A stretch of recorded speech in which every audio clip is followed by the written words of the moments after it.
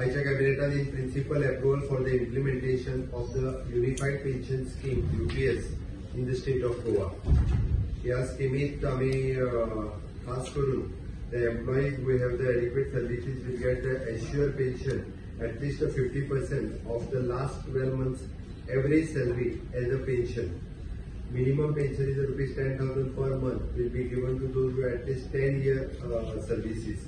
Family pension to the spouse will be given at the rate of 60% of the pension. DNS relief and everything.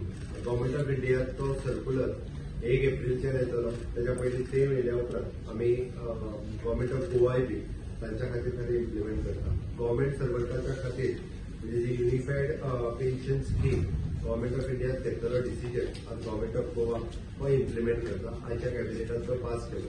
Government सर्वंटा खातीर ही खरी म्हणजे खुशीची गजाल.